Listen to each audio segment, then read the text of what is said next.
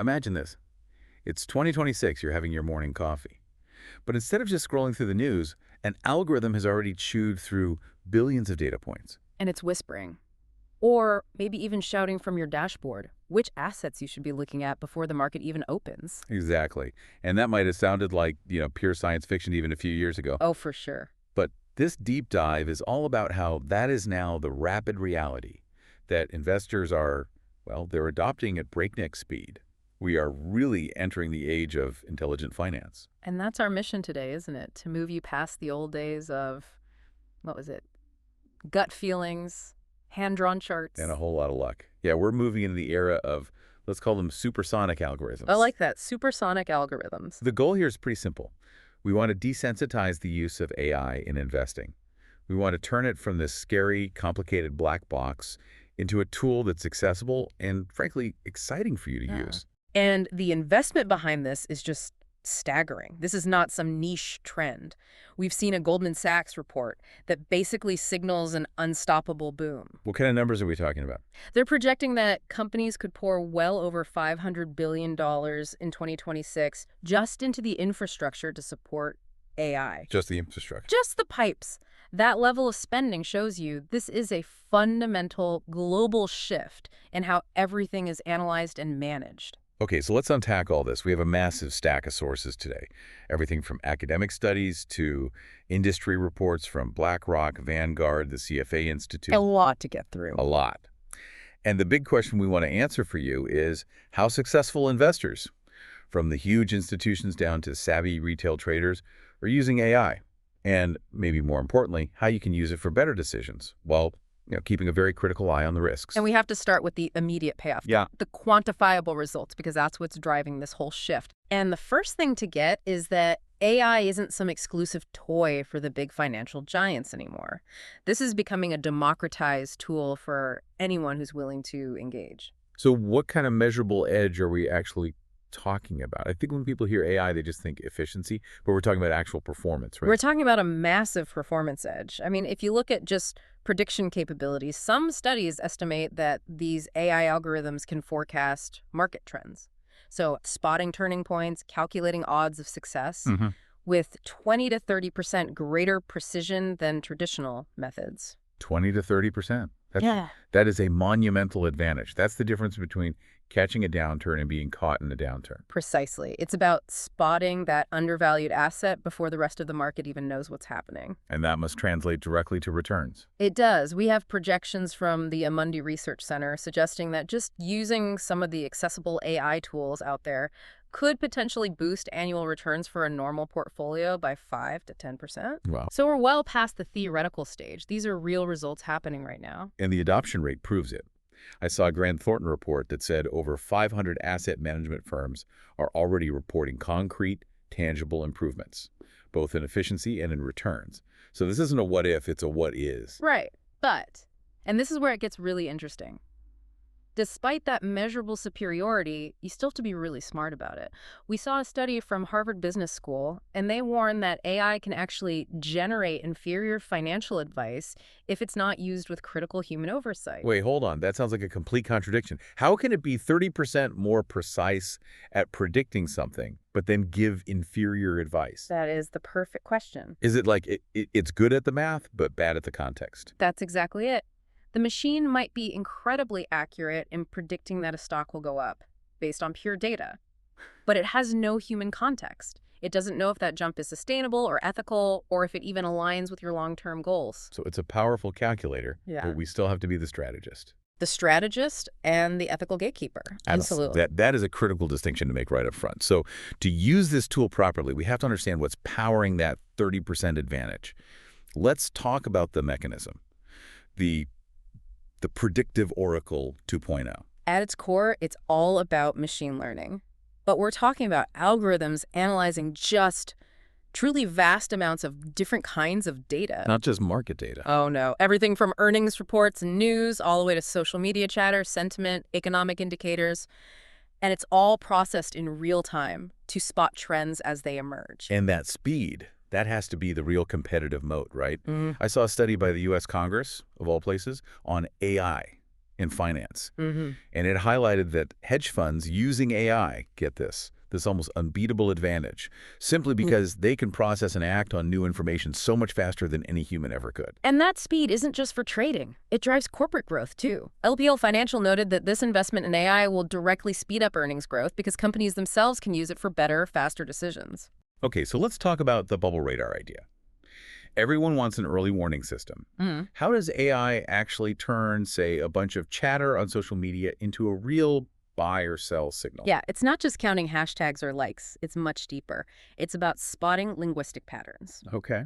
The AI can see a shift in market sentiment by scanning thousands of articles and posts at once, and it's looking for a sudden spike in emotionally charged language. Phrases like game changer, guaranteed returns, can't lose. The hype words. The hype words, the words that signal emotion, has completely detached an asset from its real value. So your portfolio essentially gets its own little oracle whispering, hey, stay away from that one. The excitement smells like a bubble. And we need that warning right now. Vanguard is specifically cautioning that the current AI exuberance, the market's own excitement about AI stocks, could lead to crashes if it's not balanced out. The AI helps spot that human-driven hype before it gets out of control. And this all depends on big data, on pulling in these massive data sets. The CFA Institute has reported on this, how combining big data and AI is just totally transforming how investment teams work. And Amundi highlighted something really crucial here, an organizational shift. The AI is actually creating specialized identities within research teams. What does that mean, identities? Well, think about how much time an analyst used to spend just sifting through raw data, trying to filter out all the noise. So the AI does the grunt work. It handles the filtering. Exactly. The machine filters the noise, which frees up the human experts to become specialist interpreters of the really subtle, high-value signals. Clarity becomes the key asset, and the AI provides that clarity. That is a perfect transition into our next area, which is how AI works as both the guardian and the tailor. So handling risk and then also providing really deep personalization. Let's start with the guardian part, the guardian against storms. This is where it really shines. Risk management. Because AI operates completely without human emotion. Tools used by huge managers like BlackRock's Aladdin platform use AI specifically to balance risk. By detecting these incredibly complex, nonlinear patterns in data that a human analyst might miss or just can't process fast enough. So it's finding the risks that are buried too deep for a team of people to see in time. Precisely. We've seen academic studies in places like Science Direct that highlight this as foundational to, modern, stable finance. And looking ahead, Deloitte predicts that small language models are going to make asset management even more efficient by 2026. Okay, hold on. We always hear about large language models, LLMs. What's a small language model in SLM? Is it just cheaper, or is there a specific advantage? That's a great question. SLMs are smaller, much more focused. They're often trained on a very specific, limited data set. So in finance, that would be what's... It means they can be highly customized for one task, like reviewing hundreds of legal documents for compliance risks, or summarizing corporate meeting minutes, or processing trade confirmations. They're super efficient, need less computing power, and crucially, they're less likely to make things up, because their focus is so narrow. It's not just about predicting the next big thing then. It's about preventing the next panic. That's the perfect way to put it. If the market suddenly dives because of some event, your AI doesn't panic. It just suggests proactive diversification. It's the cool head in the room. It's the financial therapist, yeah. BlackRock suggests using AI to advise shifting assets into things like bonds or real estate to balance out the hype around certain stocks. It stops that market panic, that emotional knee-jerk reaction. I think we can all relate to that panic selling moment. We've all been there. The screen goes red and your gut just screams, sell everything. Right, even when you logically know you shouldn't. The AI is the system that keeps the logic running when your human brain is just overloaded with fear. Exactly. Now let's switch to the tailor side. The personalization. AI is brilliant at automating the tedious, repetitive stuff. Like what specifically? High-frequency tasks, so algorithmic trading, portfolio rebalancing based on rules you've already set, and massive-scale fraud management. Google Cloud points to those as areas where AI just excels, working 24/7 with zero fatigue. And for the individual retail investor, that tailoring is becoming really personal.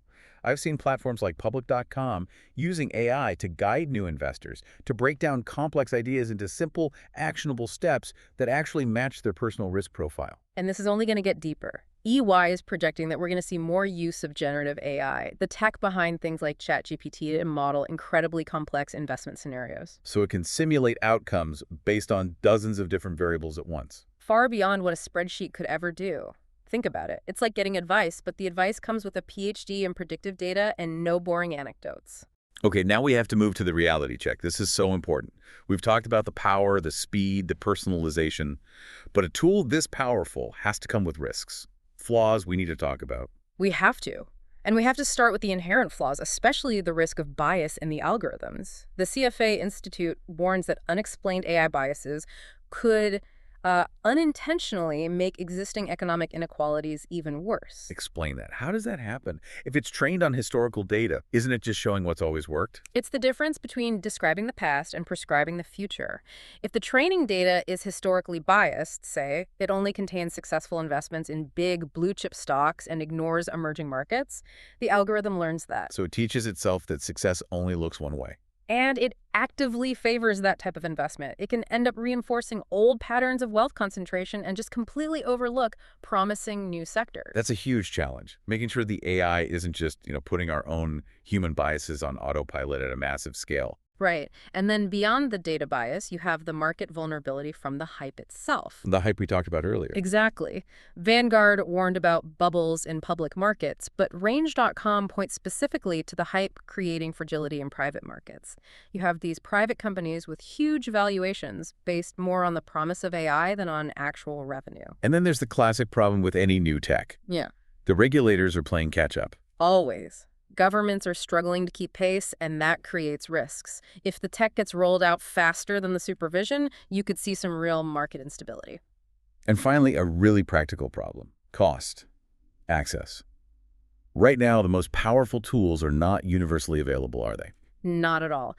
A key challenge is democratizing this technology to make sure that the benefits, that 20 to 30% edge we talked about, are available to everyone, not just the giant institutions who can afford to build their own systems. Okay, so if we pull all of these threads together, what's the bottom line for the investor listening to this right now? It really seems like the consensus is that AI is an indispensable co-pilot. Absolutely. The Motley Fool reported that 93% of AI investors believe in its long-term potential.